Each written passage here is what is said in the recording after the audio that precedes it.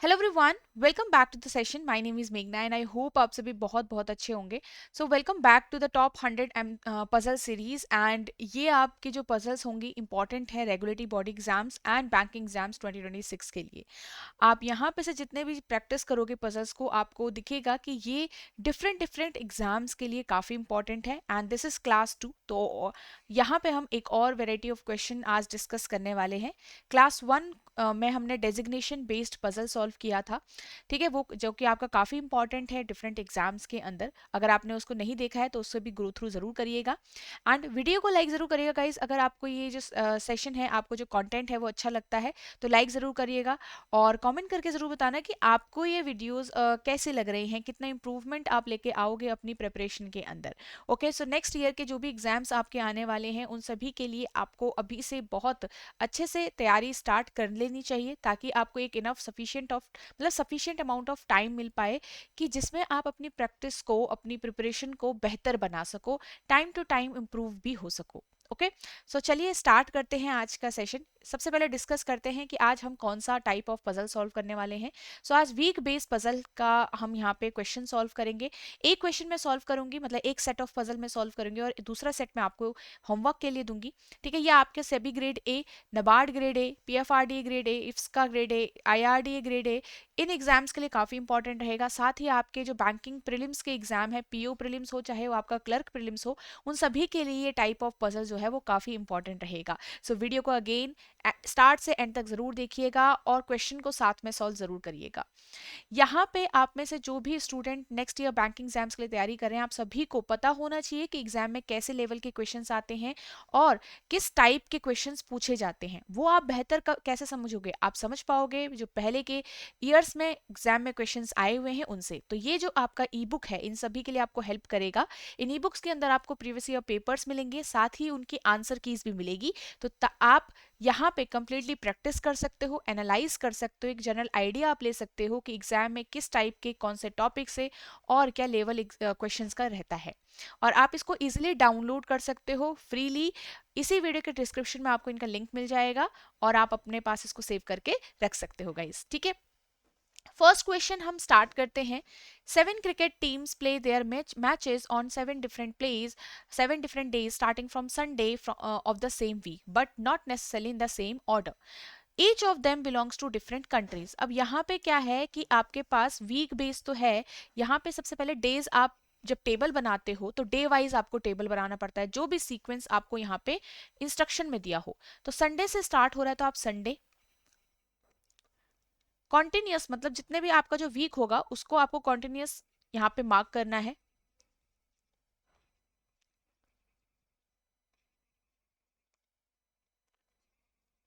ठीक है, now we have countries also. तो आपके पास पर्सन्स के नेम भी अरेंज करने हैं, आपको उनकी कंट्रीज को भी अरेंज करना है। यहां से हमारा अब जो कंडीशंस हैं वो स्टार्ट हो रही है।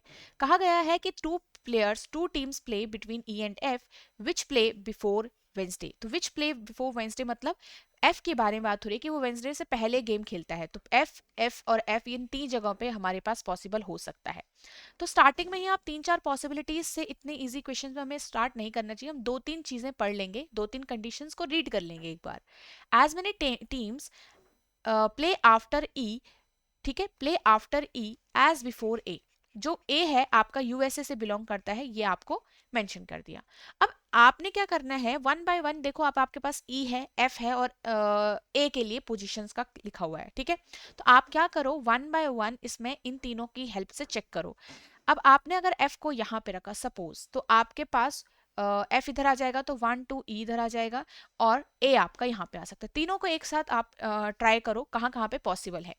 नेक्स्ट आपने एफ को यहाँ पे रखा तो आपके पास 1-2 ई यहाँ आ जाएगा और 1-2 ए के ऊपर ए इधर आ जाएगा। नेक्स्ट अगर आप यहाँ पे देखो, सपोज आपने एफ को यहाँ पे रखा संडे में, तो ई यहाँ पे आ जाएगा ऑब्वियसली। बट ई के ऊपर 3 लोग हैं तो क्या, सॉरी, ई के नीचे अगर 3 लोग हैं तो आपके ए के ऊपर 3 लोग आ सकते हैं नहीं। इसको आप सेम जो इक्वेशन आपको दी गई है, ये कंडीशन आपको दी गई है ई के नीचे और ए के ऊपर, इसको आप वाइस वर्सा भी पढ़ सकते हो, मतलब इसको आप उल्टा भी पढ़ सकते हो। आप इसको ई के ऊपर भी बोल सकते हो, ए के नीचे भी बोल सकते हो, बस इक्वल टू का साइन है बीच में, तो इसको सिमेट्रिक बस आपको उनकी पोजीशन दिखनी चाहिए। करेंगे। अब यहाँ पे नेक्स्ट है कि ए को यूएसए का आगे हमने फिल कर देना है, और एफ और ए के हिसाब से एफ की हमारी जो दो पोजीशन है वो करेक्ट हो गई। तो यही दो केस से हम अब आगे यहाँ पे बढ़ेंगे। ओके, चलो नेक्स्ट उसने कहा कि B which belongs to UAE place before ए।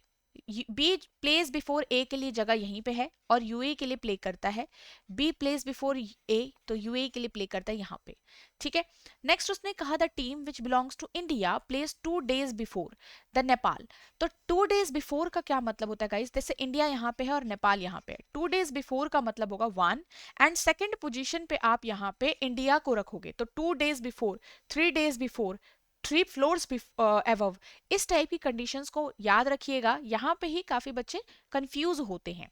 ठीक है, अब इंडिया और नेपाल को देखो, कहीं पे आपके जो कंट्रीज है वहां पे बहुत जगह खाली है, तो अभी आप इसको फिल मत करो, इसको भूल जाओ। अब दूसरा हम स्टार्ट करते हैं। F doesn't belong to Ireland, F के सामने आप आयरलैंड को मत रखना। G place 1 day after C, G place 1 day after C का मतलब है, देखो 1 day आफ्टर मतलब 0 दिन उनके बीच में। ठीक है, 2 days आफ्टर मतलब 1 day उनके बीच में, एक कम। तो जी प्लेस 1 day आफ्टर सी का मतलब इन दोनों को आपने एक साथ रखना है, एक दिन बाद मतलब यही आप रखोगे।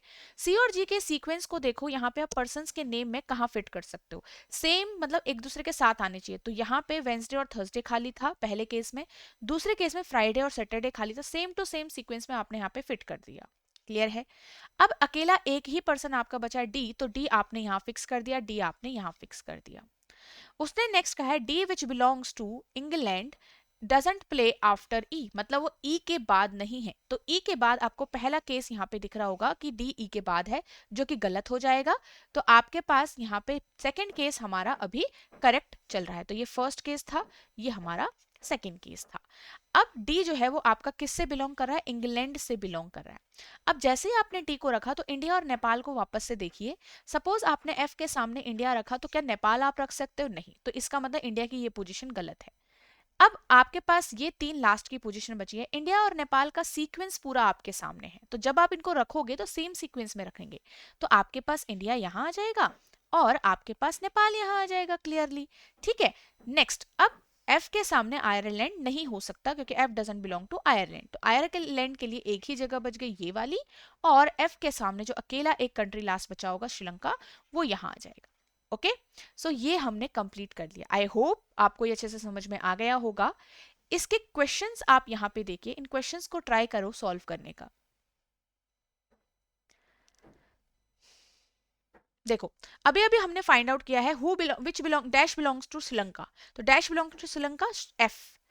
कौन सा जो प्ले है वो वेंसडे को हुआ था, तो वेंसडे को देखो कौन सा प्ले हुआ था? डी, तो डी आपने मतलब डी ने खेला है। Which team plays 3 days after team B, मतलब 3 दिन बाद, तो टीम बी के 3 दिन बाद अरेंजमेंट में 1, 2 और तीसरे दिन वाला पर्सन आपको निकालना है। तो यहाँ पे बी के 3 दिन बाद आपके पास डी आ जाएगा। The team which belongs to India plays on dash, मतलब इंडिया वाली जो टीम है उसने कौन से दिन यहाँ पे खेला। आपने सिर्फ सोल्यूशन पे देखना है और आपने बस वहां पे आंसर को मार्क करना, Thursday will be my answer. ठीक है,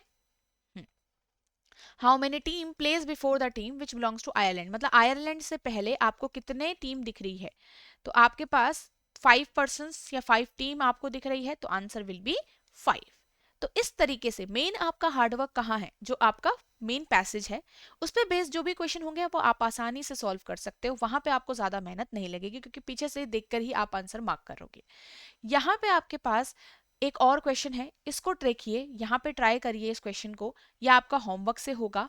एंड यहाँ पे इसके क्वेश्चंस मैंने आपको दिए हुए हैं, कमेंट सेक्शन में आप अपने होमवर्क आंसर जो है वो जरूर बताइएगा।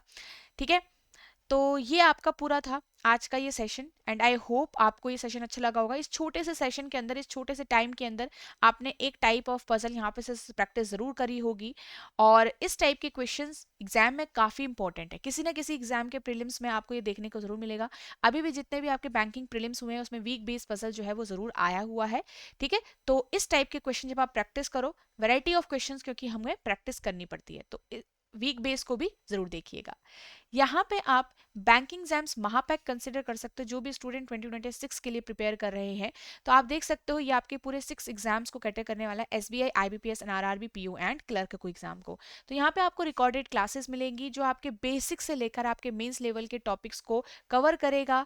आपके वहाँ पे टॉपिक वाइज टेस्ट भी मिलेंगे, ठीक है। आपको यहाँ पे फुल लेंथ मॉक टेस्ट भी मिलेंगे, जो लेटेस्ट पैटर्न है आपका, चाहे वो पीओ एग्जाम हो चाहे वो क्लर्क एग्जाम हो। आपको इंटरव्यू गाइडेंस यहाँ पे मिलता है, डिस्क्रिप्टिव इंग्लिश का मटेरियल आपको मिलेगा, कंप्यूटर का मटेरियल आपको मिलेगा, करंट अफेयर्स भी आपको यहाँ पे मिलता है। ये सारी ही चीज़ें आपकी इस बैंक एग्जाम्स के बैंक एग्जाम्स महापैक के अंदर है, जो भी इंपॉर्टेंट है आपकी बैंकिंग एग्जाम्स को क्लियर करने के लिए। ओके, तो आप इसमें कंसिडर कर सकते हो। एंड यहाँ पे ऐसा नहीं कि आपको सीधे डायरेक्ट इसमें जाना है, इसमें देख इनरोल करना है, आप इसमें डेमो लेक्चर्स भी देख सकते हो। डेमो लेक्चर्स के थ्रू एक आइडिया आपको लग जाएगा कि ये जो कोर्स है आपके लिए हेल्पफुल रहेगा या फिर नहीं रहेगा। साथ ही अगर आप रेगुलेटरी बॉडी एग्जाम्स के लिए प्रिपेयर कर रहे हो तो आपके पास एक कॉम्बो कोर्स है, जहाँ पे आपको अलग अलग चीज़ें ना लेकर एक साथ ही आप सारी चीज़ें देख सकते हो। जैसे आपका ये आरबीआई एग्जाम्स के लिए भी है और बैंकिंग एग्जाम्स के लिए भी है, ये जो कॉम्बो कोर्स है आपका पूरा। अगेन इसमें आरबीआई का जितना भी आपकी रिकॉर्डेड क्लासेस कॉन्सेप्ट नोट्स होती हैं वो सारी रहेंगी, और साथ ही जो बैंकिंग महापैक का पूरा मटेरियल है वो आपको यहाँ पे कंप्लीट मिलेगा। ओके, सो आई होप ये आपको बहुत हेल्प करने वाला है आपकी प्रिपरेशन जर्नी के अंदर। आप इसमें एनरोल कर सकते हैं, एक तो इसी वीडियो के डिस्क्रिप्शन में आपको लिंक मिल जाएगा दोनों ही कोर्सेज के लिए, एंड एक आपको edutap.in वेबसाइट पे विजिट करके भी आप यहाँ पे देख सकते हो। वहाँ पे आपको बैंकिंग एग्जाम महापैक का भी दिख जाएगा, वहाँ पे आपको आरबीआई और जो ये आपका बैंक महापैक का कॉम्बो कोर्स है उसके लिए भी दिख जाएगा। Okay, so thank you so much guys, and I hope आपको ये सेशन आज का अच्छा लगा होगा। ठीक है, तो यहाँ पे आप इन जो वीडियोस हैं उनके साथ बने रहिएगा। यहाँ पे क्लास 1 एंड क्लास 2 आपकी ओवर हो चुकी है, धीरे धीरे हम आगे बढ़ते रहेंगे। टॉप 100 क्वेश्चंस हम यहाँ पे डिस्कस करने वाले हैं, जो आपके पजल्स के लिए बहुत इंपॉर्टेंट रहेगा, आपकी प्रैक्टिस के लिए बहुत इंपॉर्टेंट रहेगा। ठीक है, सो फॉलो ज़रूर करिएगा इस सेशन को। अगर आप चैनल पे न्यू हैं तो चैनल को भी ज़रूर सब्सक्राइब करिएगा यहाँ पे। Okay guys, thank you so much, we will meet in the next video.